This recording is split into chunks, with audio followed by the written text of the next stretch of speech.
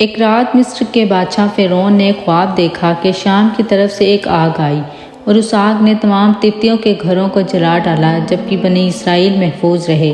دہشت کے عالم میں بیدار ہونے کے بعد فرعون نے تمام کاہنوں اور نجومیوں کو جمع کر کے اپنا خواب بیان کیا۔ نجومیوں نے اسے بتایا کہ بنی اسرائیل میں ایک بچہ پیدا ہوگا جو فرعون کی بادشاہت کو ختم کرے گا۔ وہ بچہ کون تھا اور اس نے فرعون کی بادشاہت کو ختمہ کیسے کر کے مصر کی تاریخ کو کیسے بدل ڈالا، اس ویڈیو میں ہم فرعون کے اس خواب اور اس پراسرار بچے کے متعلق جانیں گے۔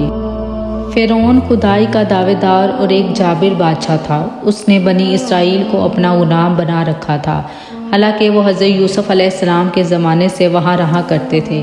حضرت یوسف علیہ السلام نے اپنے والد حضرت یعقوب علیہ السلام اور اپنے بھائیوں کے لیے زمین کا ایک حصہ اس وقت کے فرعون بادشاہ ریان بن ولید سے حاصل کیا تھا۔ حضرت یعقوب علیہ السلام ہی کی نسل بنی اسرائیل کہلائی جو مصر میں خوب پھلی۔ یہ لوگ حضرت یعقوب علیہ السلام کے دین کے پیروکار تھے، لہٰذا اس وقت اللہ کے نزدیک یہ سب سے بہترین جماعت تھی۔ انہوں نے فرعون کو سجدہ کرنے اور اسے اپنا رب ماننے سے انکار کر دیا تھا۔ اسی وجہ سے بادشاہ اور ان کے حواری ان پر ظلم و ستم پہاڑ ڈالتے اور ان سے گھٹیا کام کرواتے تھے۔ فرعون نے جب اپنا خواب کاہنوں اور نجومیوں کو بتایا تو انہوں نے اس کی تعبیر یہ بتائی کہ بنی اسرائیل میں ایک بچہ پیدا ہوگا اور اس کے ہاتھوں اہل مصر کی ہلاکت ہوگی۔ بنی اسرائیل میں یہ بات شروع سے ہی مشہور تھی، لہٰذا اس خواب کے بعد وہ مزید فکر مند ہو گیا اور اس نے حکم جاری کر دیا کہ بنی اسرائیل میں پیدا ہونے والے تمام لڑکے قتل کر دیے جائیں۔ اس حکم کے مطابق فرعون کے حواری اور اس کے سپاہیوں نے ہر ممکن قدم اٹھایا تاکہ کوئی بھی نامولود لڑکا نہ بچ پائے، لیکن اللہ کے فیصلے اٹل ہوتے ہیں۔ دیکھتے ہی دیکھتے بنی اسرائیل کے ہزاروں نامولود بچے ذبح کر دیے گئے۔ پھر ایک وقت وہ آیا کہ قبطی سرداروں نے فرعون سے کہا کہ اگر بنی اسرائیل کے لڑکوں کا اسی طرح قتل عام ہوتا رہا تو ہمیں آئندہ خدمت گار ملنا مشکل ہو جائے گا، اور پھر ہماری یہ کمتر گھٹیا کام کون پورے کرے گا۔ اس پر فرعون نے حکم کیا کہ 1 سال چھوڑ کر بچے قتل کیے جائیں۔ ان دنوں میں حضرت موسیٰ علیہ السلام کی والدہ اپنے حمل کے ابتدائی دنوں میں تھیں۔ اللہ نے ان کی حفاظت کا سامان اس طرح فرمایا کہ ان کی والدہ پر معمول کے مطابق حمل کے آثار ظاہر نہیں ہوئے، جن سے آپ فرعون کی چھوڑی ہوئی دائیوں کی نگاہ میں نہ آئیں۔ انہوں نے اس بات کو چھپائے رکھا یہاں تک کہ پیدائش کا وقت آ پہنچا اور انہوں نے بچے کو جنم دیا۔ اس بارے میں سوائے قریبی لوگوں کے کوئی نہیں جانتا تھا۔ نجومیوں نے فرعون کو اطلاع دی کہ بچہ پیدا ہو چکا ہے۔ اس اطلاع نے فرعون کو بدحواس کر دیا۔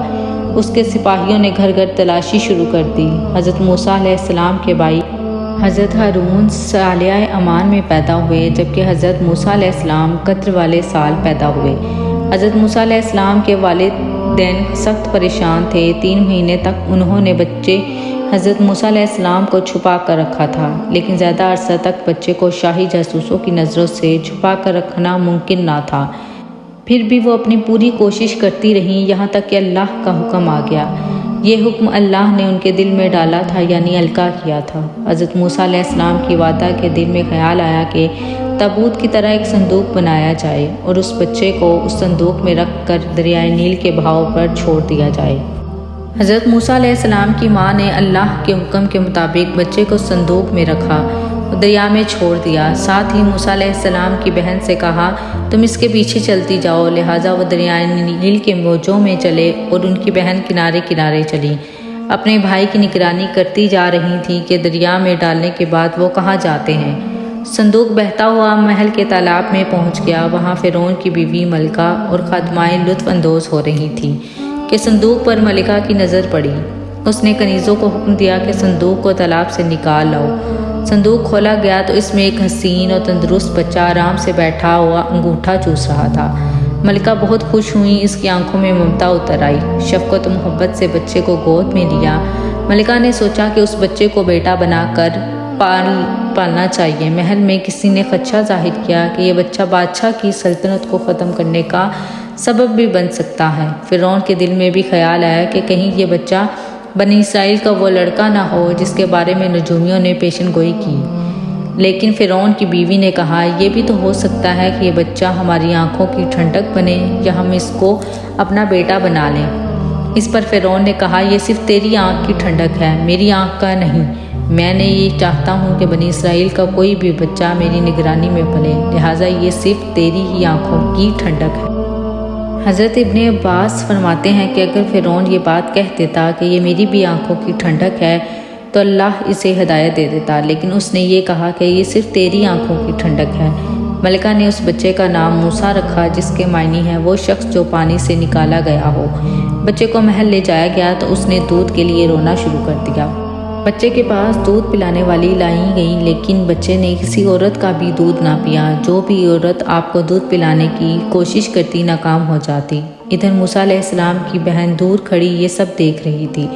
موسیٰ علیہ السلام کی بہن نے فرعون کی بیوی سے کہا کہ میں تمہیں ایسا گھر نہ بتاؤں جو اس بچے کی تمہارے لیے پرورش کرے اور اس بچے کی خیر خواہ ہو، اس لیے کہ وہ ایک غریب گھرانہ ہے۔ جب انہیں معلوم ہوگا کہ یہ بچہ فرعون کے گھر سے آیا ہے تو انہیں انعام و اکرام ملنے کی امید رہے گی۔ اس گھر میں نیک سیرت خاتون ہے اور وہ اس بچے کو بخوشی دودھ پلانا پسند کرے گی۔ فرعون کی بیوی نے کہا چلو ٹھیک ہے، لہٰذا آپ کی بہن انہیں گھر لے آئی۔ والدہ محترمہ نے بچے کو دودھ پلایا تو آپ نے فوراً دودھ پینا شروع کر دیا۔